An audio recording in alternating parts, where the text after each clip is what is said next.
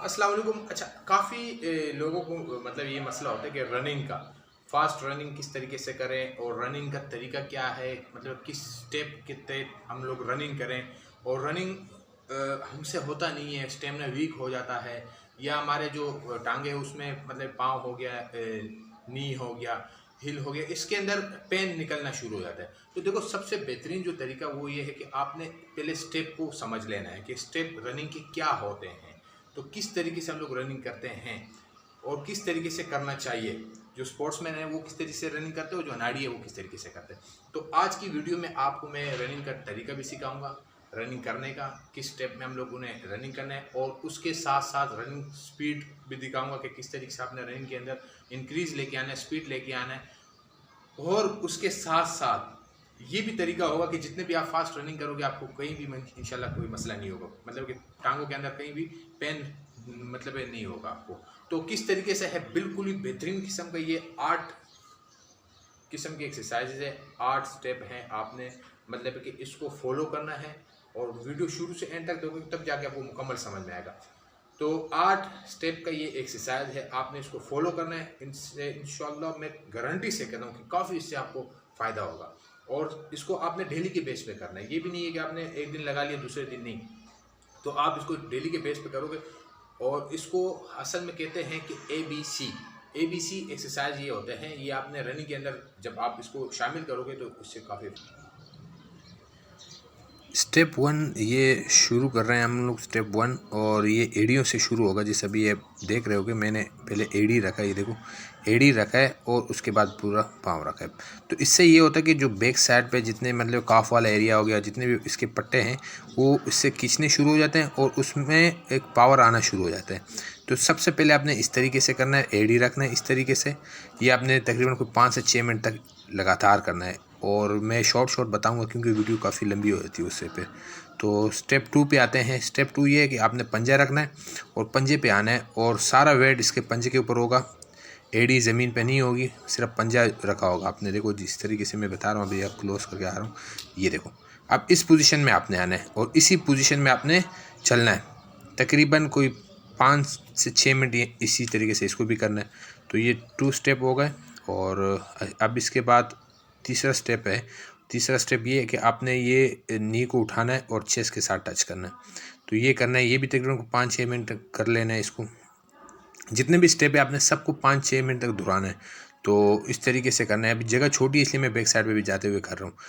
बड़ी जगह हो, ग्राउंड वगैरह हो तो उसमें फिर आसानी होती है करने में। तो ये आपने इस तरीके से करना है, नी टच कर लेना है। अब आ गए स्टेप 4 की तरफ।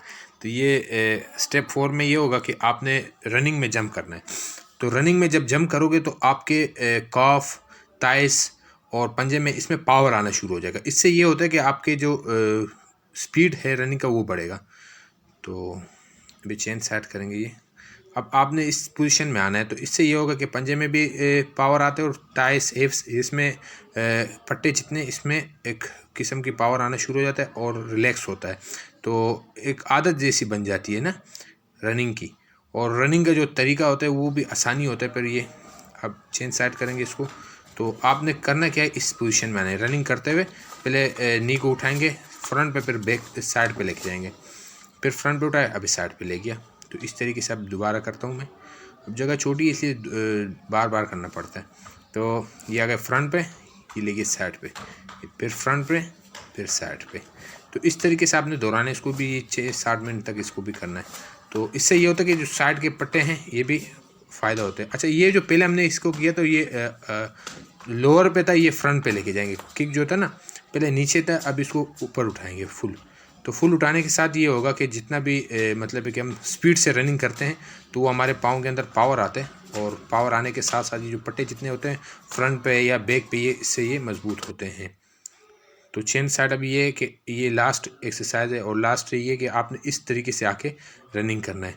जो हिल है इसको आपने बैक थाइस के साथ टच करना है। देखो 1 2 3 इस तरीके से आपने करना है।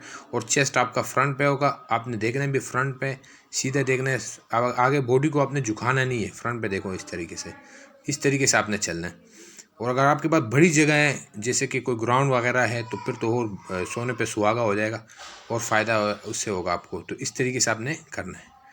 ये लास्ट एक्सरसाइज है, इसके बाद जो होगा फिर वो रिलैक्सिंग एक्सरसाइज है और उसके भी और काफ़ी फ़ायदे। तो ये आपने दोहराना है इसको, काफ़ी इससे फ़ायदा होगा, मुझे उम्मीद है इंशाल्लाह। तो ये हो गए 8 स्टेप का एक्सरसाइज जो है ये मुकम्मल हो गया। और इसके बाद आपने रिलैक्स के लिए कौन सा एक्सरसाइज करना है मैं आपको बता दूं, उससे भी वो ज़रूर करना है। वो रिलैक्स के लिए भी है, आपकी जो पाँव के अंदर कोई पेन वगैरह है वो भी ख़त्म होगा और उसके साथ साथ स्टिच होगा। हाँ, करना क्या है आपने ये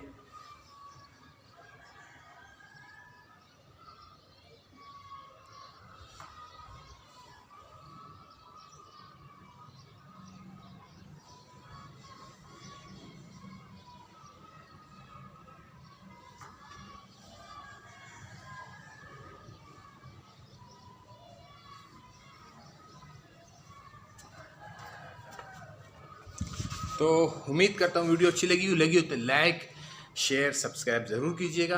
और इस तरीके से हमारे साथ जुड़ने के लिए हमारे चैनल को सब्सक्राइब ज़रूर कीजिएगा। और साथ में अगर कोई भी आपने सवाल पूछना है किसी भी एक्सरसाइज के बारे में तो आप कमेंट्स में ज़रूर पूछ सकते हैं। शर्माइएगा नहीं भाई साहब, बिला झिझक आप पूछ सकते हैं कमेंट में, कोई भी एक्सरसाइज के बारे में आप पूछना चाहो। तो मुझे दीजिएगा इजाज़त, अल्लाह हाफिज़।